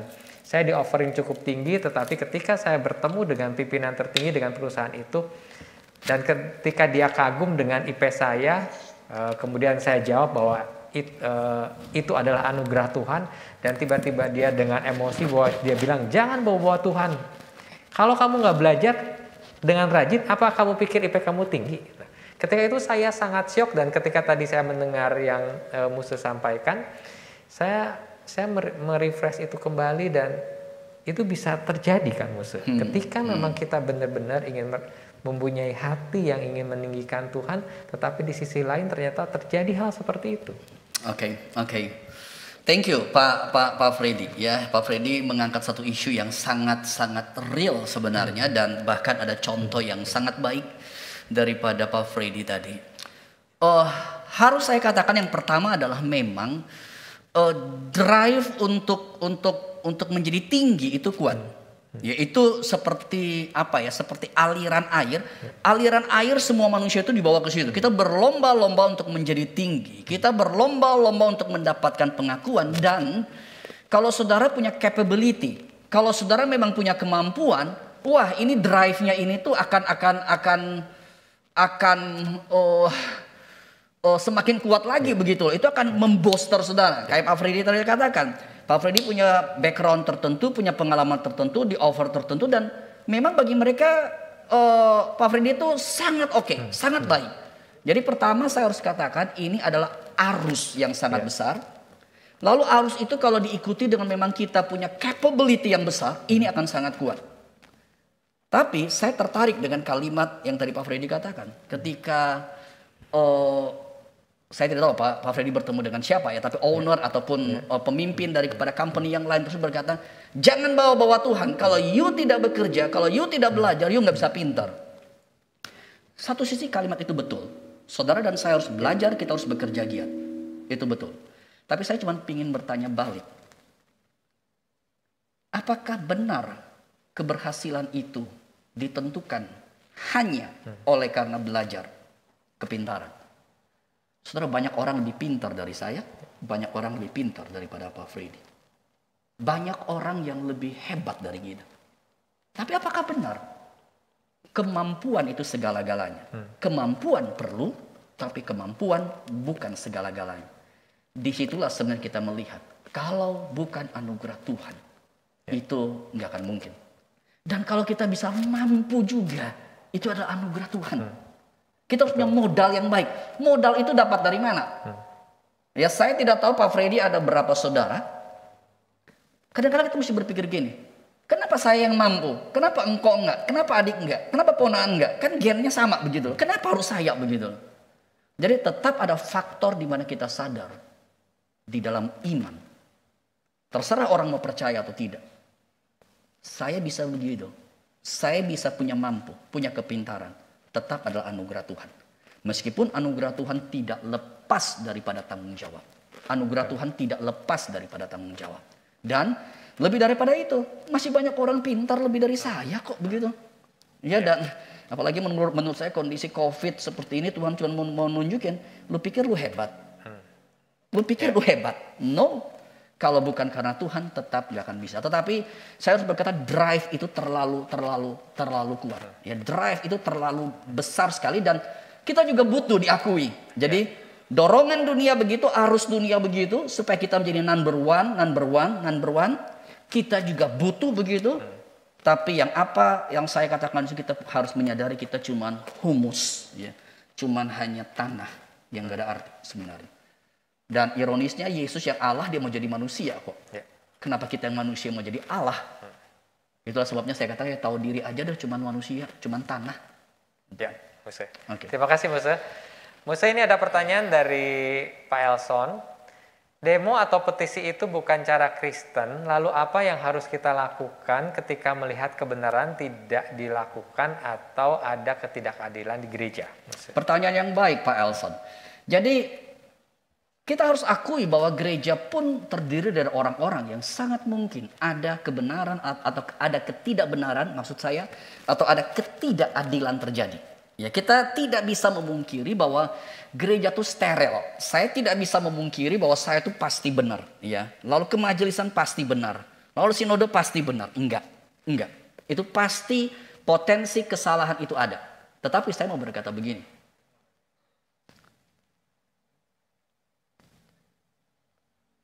Papa, mama kita mungkin salah atau tidak? Pasti, Mus. Jawabannya pasti. Saya cuma tanya mungkin. Ya. Lalu, apakah karena papa, mama kita pasti salah, kita harus tinggalkan, tidak akui dia sebagai papa, mama?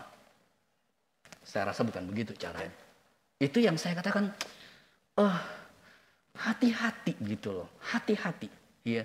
Saya senang dengan pertanyaan ini karena saya semakin melihat tren ke sini, karena ini kan saudara harus ingat jemaat itu kan anak-anak muda ini sekarang kan generasi yang muda dengan terbentuk dengan polanya begini. Ya. Di sekolah diajarkan hak suara, petisi, di mana di dunia seperti itu, di tengah-tengah kerja ada korps buruh lah begitu, ada korps karyawan lah begitu. Nah di gereja kita juga kemudian mulai tanpa sadar tuh itu masuk. Tanpa sadar itu masuk. Jadi ini bicara attitude. Yang harus dilakukan menurut saya adalah ya kita harus ngobrol. Dan sekali lagi ketika ngobrol, tadi kan saya katakan ingat hukum yang kedua daripada Benedict adalah not my own will. Ya. Kalau misalnya terjadi katakanlah bukan ini, kita harus percaya kepada entah kemajelisan atau entah ke sinode. Kalau mereka salah gimana Musa? Ya mereka salah dosa mereka sendiri, sudah, that's it. Tapi mereka salah, jangan kita melakukan hal yang salah. Membuat gereja pecah. Nah itu yang bagi saya ekstra hati-hati. Itu yang tadi saya katakan. Ada seorang di satu gereja, majelis yang berkata, Pak Tommy, ini harus bela kebenaran atau kesatuan. Saya bilang, no, wait. Kebenaran versi mana? Kalau kalian sudah ada dua kelompok, ada versi A, versi B. Semua akan fight untuk kebenaran. Semua akan fight untuk kebenaran. Dan disitulah sebenarnya kita harus kemudian belajar untuk idealnya memang semua saling mendengar. Karena mungkin papa salah, Papa juga harus confess humbly. Tadi itu kan aturan yang keberapa tadi itu ya? Saya lupa malah tuh jadinya. Ya, ada poin itu harus melakukan pengakuan. Ya. Betul. Tetapi di dalam semuanya itu spirit yang harus kita miliki adalah sebuah spirit di mana kita juga harus mau belajar taat dan sebagainya. Ya. Sama seperti papa mama yang juga salah, tapi bukan karena papa mama salah kita pindah jadi papa mama orang lain, cari papa mama orang lain. Karena cari papa mama orang lain juga akan ada salah kok. Akan ada salah.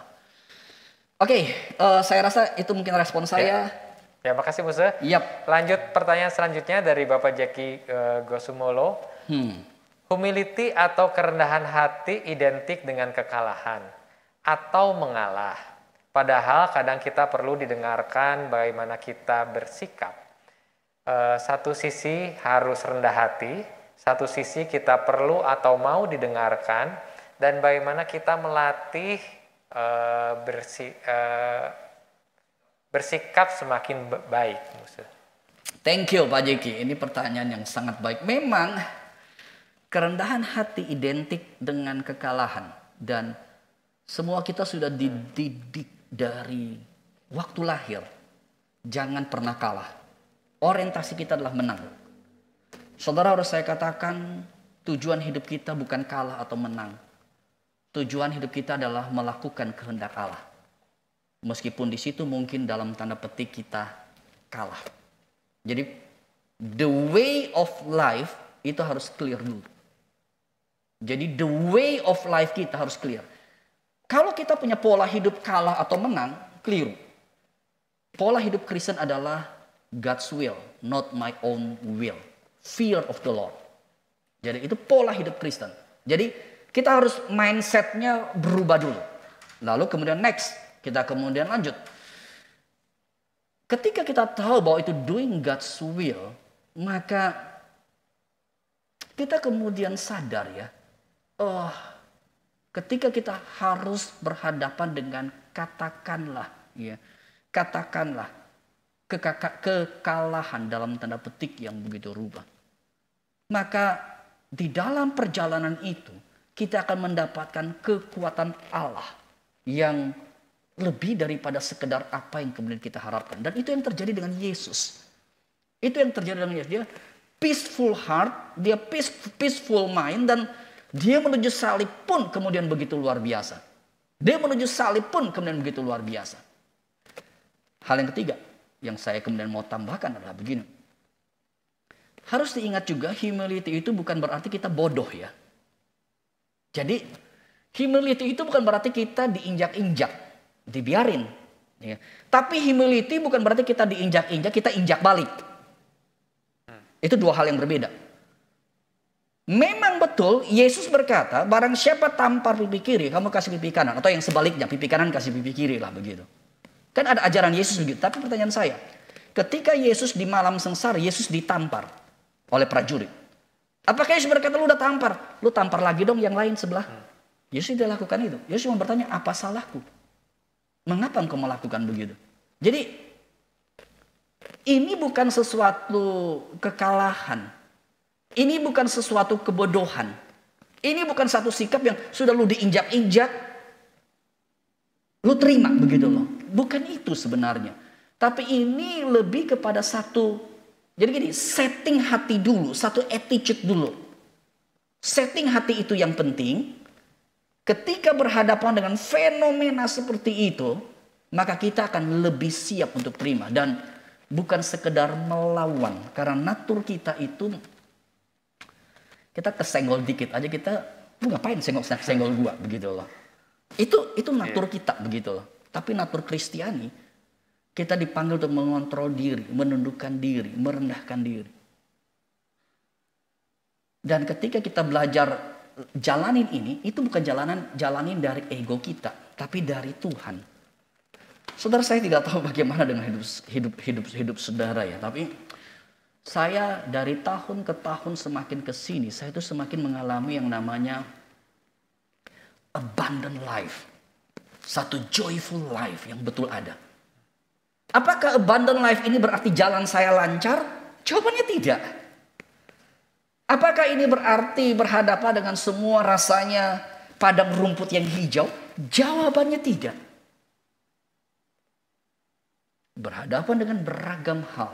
Let's say lah, katakan sesuatu yang katakan unfair sekalipun. Saudara, ketika kita belajar untuk jalani, ketika saya belajar untuk jalani, di situ seperti kekalahan. Tapi saya mendapatkan anugerah Allah yang luar biasa karena hidupku sudah puas di dalam Tuhan. Hidupku bukan karena itu. Nah, jadi saya ada poin apaan lagi nggak yang belum menjawab dari pertanyaan tadi ya? Itu kira-kira respon saya seperti itu. Makasih Muse. Mungkin kita lanjut dari Bu Meichen.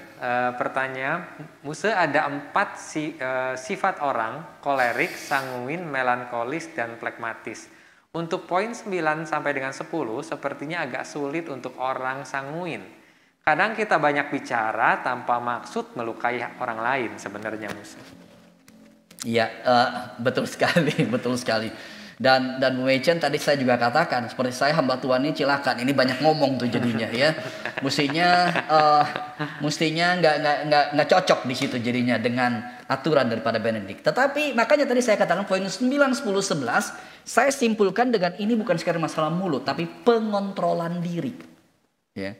Lebih kepada pengontrolan diri.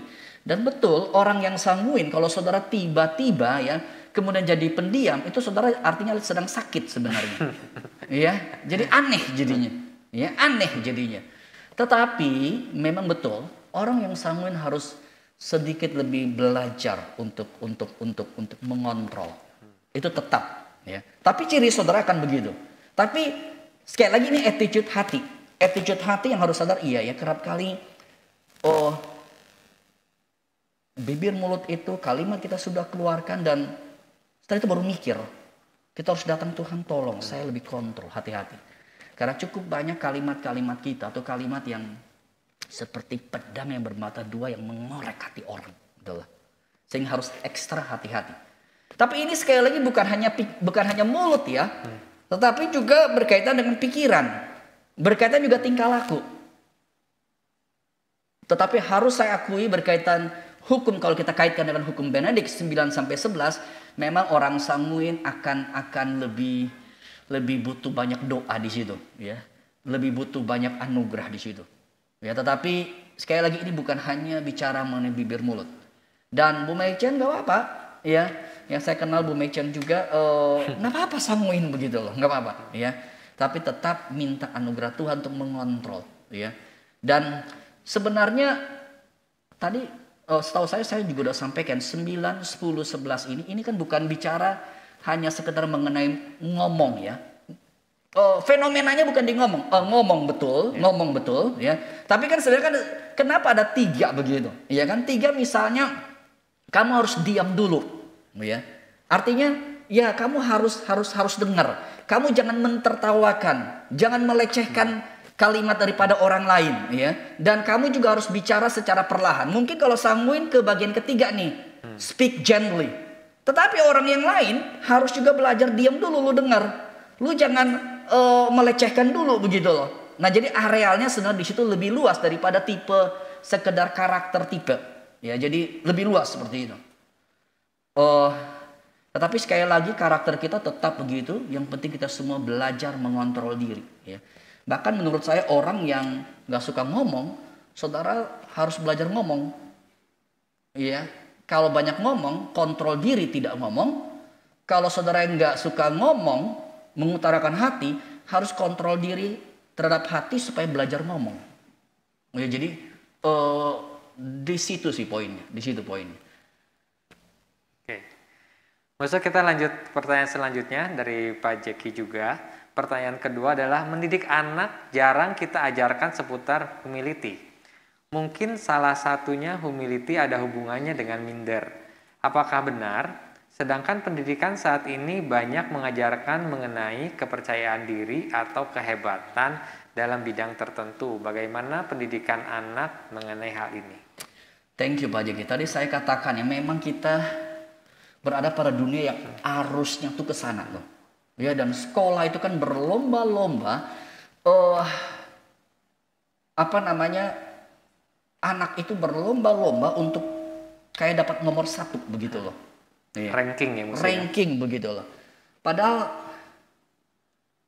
saudara, bukan itu hidup segala-galanya. Ya, bukan itu hidup segala-galanya. Ya, dan cilakanya kita orang tua juga tanpa sadar begitu. Kalau saudara ketemu orang, lu lihat anak gua pinter loh begitu. Ya. Pernah nggak lu lihat lo anak gua pas-pasan loh begitu. Ini orang tua juga sedang mendidik nih gitu. Kita membanggakan anak kita yang wah pinter. Anak, apalagi kalau saudara punya anak 2 atau 3. Yeah. Tanpa sadar lu lihat anak gua cantik loh. Maksudnya yang lain kurang cantik. Lu lihat lo anak gua pinter dong. Maksudnya yang lain kurang pinter. Jadi itu tanpa terasa. Dari dunia, dari ke sekolah, dan sekolah kan ranking 1, 2, 3 selalu kemudian di booster di situ. Iya. Lalu kita juga memberikan satu acknowledge, satu pengakuan kepada anak juga karena prestasi. Nah, kita ini sedang melawan satu arus dunia yang terlalu kuat sekali. Sehingga kita harus kemudian terus menanamkan diri. Yang penting itu bukan lu pintar, tapi lu punya takut akan Tuhan. Punya hati yang benar. Itu yang penting. Dan kalau saudara sebagai orang tua yang hebat, kayak Pak Freddy, ya, beliau ini orang hebat sih begitu. Apa hubungannya? Gak apa-apa hebat, that's okay. Cuman kita harus berkata, Papi bisa sampai posisi ini karena anugerah Tuhan. Saudara, saya juga termasuk orang hebat. Jarang-jarang saya ngomong hebat depan umum. Ya. Tapi saya kerap kali berkata kepada anak istri, ini karena Tuhan, bukan karena saya, gitu loh. Bukan karena saya. Jadi nggak apa-apa juga gitu loh kalau memang saudara hebat begitu. Hargai itu anugerah Tuhan. Tapi jangan kemudian jadi sombong.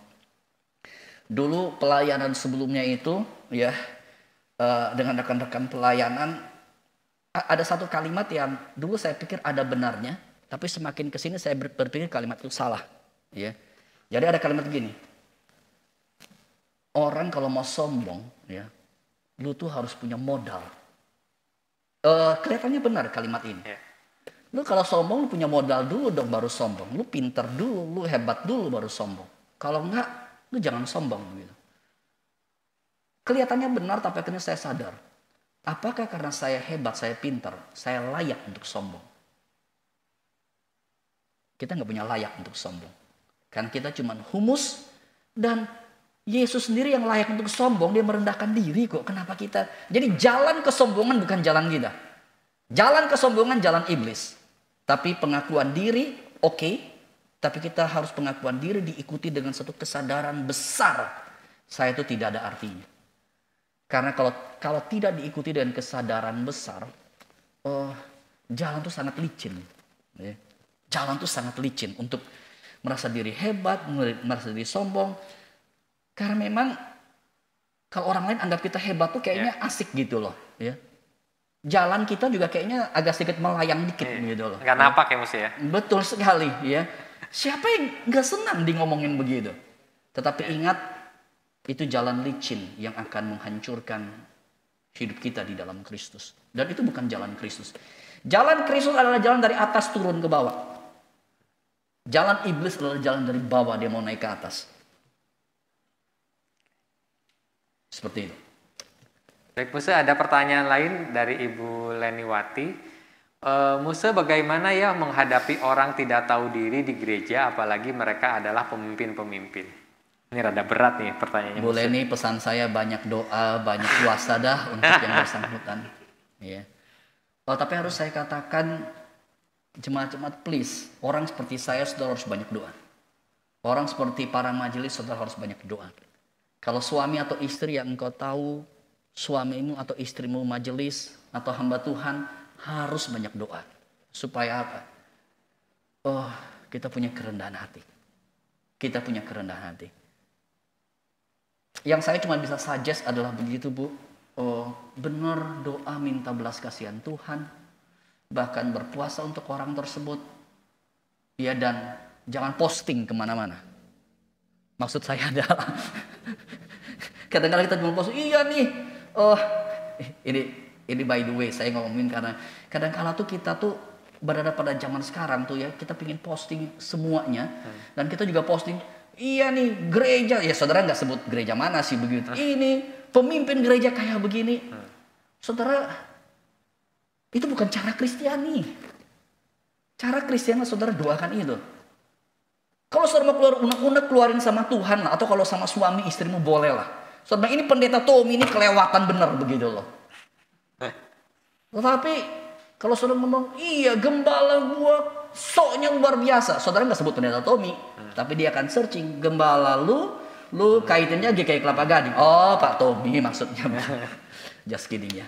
Tapi poin saya adalah hati-hati juga dengan posting dan sebagainya. Hati-hati. Ya, kita harus hati-hati dengan seluruh cara hidup kita. Oke. Musa, ada pertanyaan lagi dari Pak Sonilangi. Musa, bukankah banyak perpecahan gereja karena unfair dari para gembala atau pemimpin gereja? Bagaimana menyikapi hal ini? Saudara, memang harus saya akui sejarah gereja, bukan saja zaman ini ya. Sepanjang zaman kita kemudian terus berhadapan dengan realitas perpecahan gereja sana sini. Dan betul seperti Pak Sony katakan, salah satu isu adalah realitas unfair.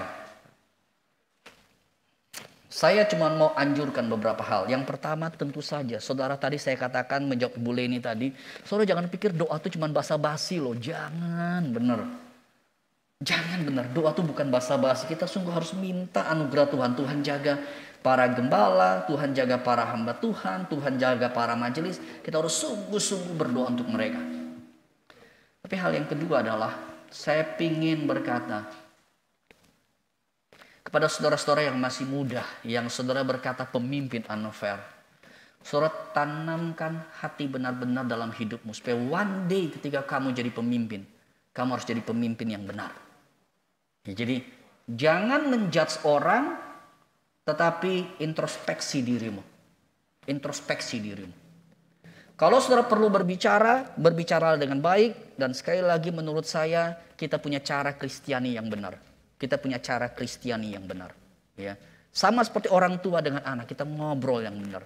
Nggak perlu publish di sana sini, nggak perlu announce di sana sini. Itu hanya membuat kekacauan terjadi. Dan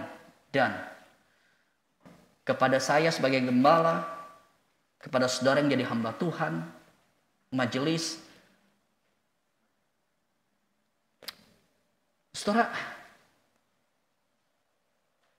cobalah untuk benar-benar dengar. Benar-benar untuk dengar, terbuka, dan untuk betul-betul. Saya tahu berubah itu sulit, tapi mau tidak mau kita sebagai majelis, sebagai hamba Tuhan, kita harus lebih mempush diri kita.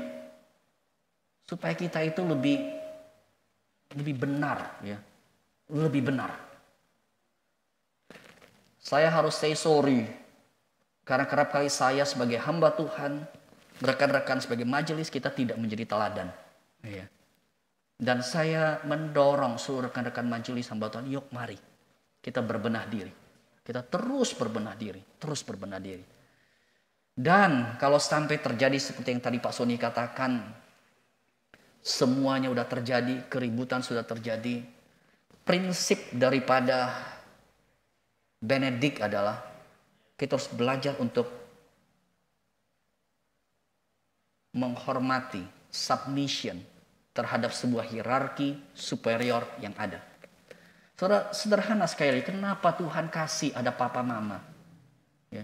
Di gereja juga begitu, ada papa mama rohani. Kita punya sistem, ada sinode, ada gembala, ada kemajelisan. Kita harus percaya mereka. Mungkin mereka salah enggak? Sangat mungkin. Tetapi ketika mereka melakukan kesalahan, jangan bereaksi dengan tindakan yang un-Christian. Prinsip daripada Benedict adalah tetap belajar untuk submit. Belajar submit. Tapi sekali lagi kepada saya, kepada seluruh rekan majelis, hati-hati dengan segala keputusan. Hati-hati dengan segala keputusan. Oke. Musa, ada pertanyaan lagi dari Ibu Santi Soeharta. Apa tips-tips praktis Musa dalam keseharian memelihara humility? Thank you Bu Santi. Saudara, tips praktis yang sangat sederhana sebenarnya di bagian sesi tadi saya sudah sampaikan. Saudara, mulailah berkaca dan melihat engkau itu begitu jelek. Mulailah berkaca dan melihat, Tuhan, saya itu cuma humus. Ya. Mulailah seperti itu. Kalau saudara dari kecil sudah menjadi juara dan keluarga sudah terus terlanjur, saudara sudah dibentuk. Prestasi harus saya katakan ini PR lebih banyak. PR lebih banyak. Karena kita boosternya itu udah number one. Sehingga humility akan sulit. Ya. Tapi yang bisa kita lakukan terus mengingatkan diri.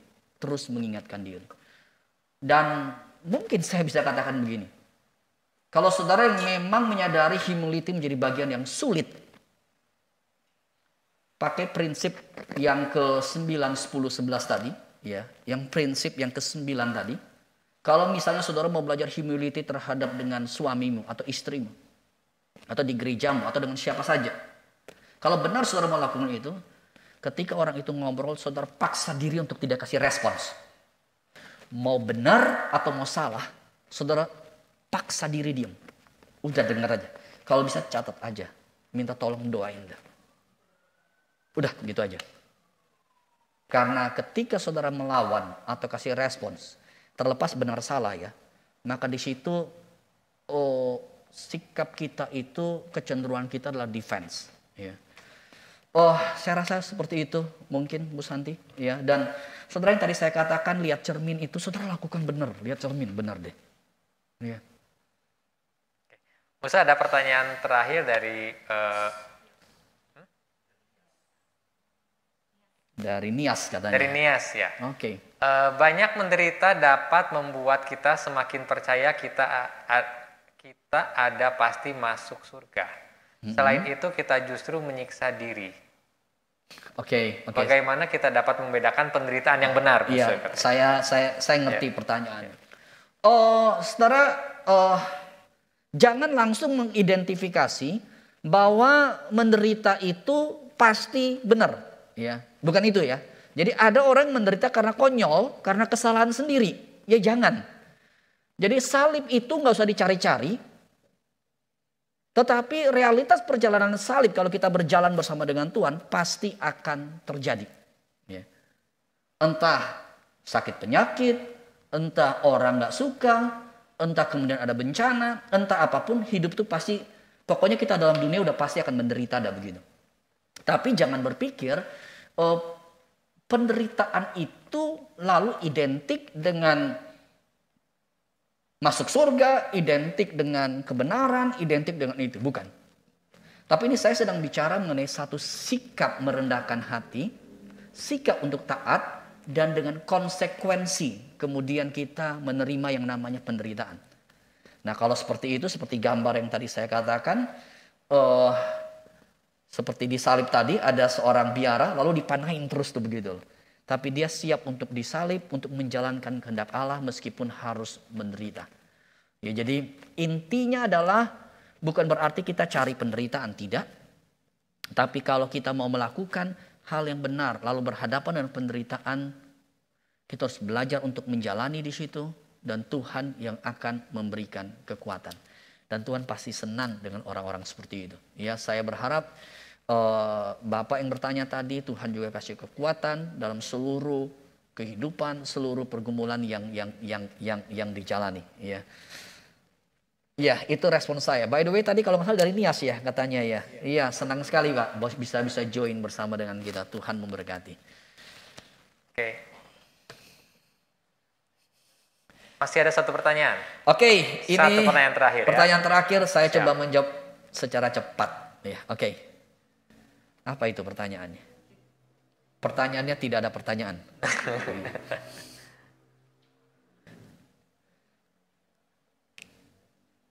Bisa dibantu?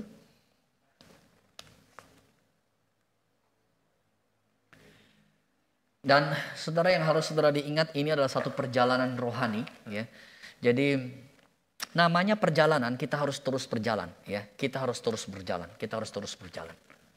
Ya udah muncul Musa tolong dibahas lebih dalam mengenai orang yang gak banyak omong justru harus belajar lebih banyak ngomong. Karena dari pengajaran hari ini justru dianjurkan untuk lebih diam. Bukannya jadi kontra. Oke. Thank you Pak Ben. Ya jadi, iya baik sekali. Jadi ketika tadi saya menjawab itu, saya sedang menjawab pertanyaan kalau nggak salah dari Ibu Meichen ya berkaitan dengan karakter sanguin ya. Karena memang pembahasan saat ini memang bicara mengenai orang yang ngobrol harus belajar diam ya. Sehingga Bu Meichen waktu tadi bertanya, waduh ini kalau sanguin gimana nih? Ini jadi susah. Ya saya berkata pada Bu Meichen, bukan berarti lalu yang sanguin totally mutlak harus diam ya. Karena saya berkata orang punya karakter lain yang bukan sanguin, yang katakanlah cenderung melankolik barangkali, dia harus belajar ngomong. Nah poinnya di situ. Tapi benar pengajaran hari ini adalah sebenarnya intinya adalah gini. Dalam kehidupan bersama, baik di gereja, baik di keluarga, baik di organisasi apapun, mari kita coba belajar diam. Tapi bukan diam ya, maksudnya adalah mendengar, ya, tidak menertawakan, tidak menjudge, ya. Mendengar, tidak menertawakan, dan kalau kita perlu ngomong, kita akan ngomong dengan gently, ngomong dengan tenang, ngomong dengan benar, ngomong dengan baik. Jadi bukan totally diam juga, ya. Tapi lebih 3 prinsip itu kita harus dengar dulu, silent artinya dengar. Kita jangan mentertawakan, jangan menghakimi, jangan menilai negatif dan sebagainya. Dan kemudian kalau waktunya kita harus ngobrol dengan benar, dengan gently, dengan baik, dengan lembut, dengan benar seperti itu. Ya. Oke, saya rasa itu jawabannya. Terima kasih Musa. Thank you untuk semua pembahasan. Pak Freddy juga untuk sudah menemani saya. Thank you. Terima kasih Musa. Mungkin kita tutup dalam doa Musa. Oke, kita akan bersama-sama tutup dalam doa ya. Tuhan bersyukur untuk pagi sampai siang ini. Tuhan boleh memimpin kami. Hamba sungguh bersyukur untuk apa yang Tuhan boleh singkapkan dari banyak orang. Termasuk saat ini kami khusus belajar daripada Benedict. Tuhan tolong. Satu mentality yang benar, satu hidup yang benar. Biar Tuhan kami semua boleh punya. Dan Tuhan tolong kami supaya kami yang ada di dunia ini, kami tidak ikut-ikutan dunia. Kami memang tidak bisa lepas dari dunia, tapi Tuhan tolong supaya kami mawas diri. Kami mawas diri. Kami ekstra hati-hati. Kami ekstra hati-hati di dalam hidup ini. Hamba sungguh berdoa, Tuhan tolong. Hamba sungguh berdoa, Tuhan memimpin hidup kami. Dengarlah doa kami, mohon berkat-Mu. Mohon penyertaan Tuhan, Tuhan memimpin seluruh hidup ini. Terima kasih ya Tuhan, terima kasih. Hanya di dalam nama Tuhan Yesus kami berdoa. Amin. Saudara, mungkin sedikit saya tambahkan 1-2 kalimat. Pas tadi saya doa, saya tiba-tiba kepikir satu hal begini sih. Saudara, memang tadi saya mengangkat isu realitas ketegangan gereja ya. Maksudnya gini, ini semua pihak. Ya, semua pihak. Saya berkata memang jemaat harus belajar submit terhadap superior, yaitu ada gembala, ada majelis dan sebagainya. Tapi majelis gembala juga harus belajar dengar. Ini 2 hal yang harus jalan bareng. Ya, dan ingat seperti 3 prinsip tadi, silent, dengar dulu, ya. Jangan menghakimi, ya. Lalu kalau mau bicara dengan gently. Jadi itu 3 hal yang menurut saya baik, ya. Oke, itu saja. Tuhan memberkati. Ya, Tuhan berkati dan keep going, ya, terus bertumbuh menjadi semakin serupa dengan Kristus. Tuhan berkati. Sampai bertemu di Koram Deo selanjutnya.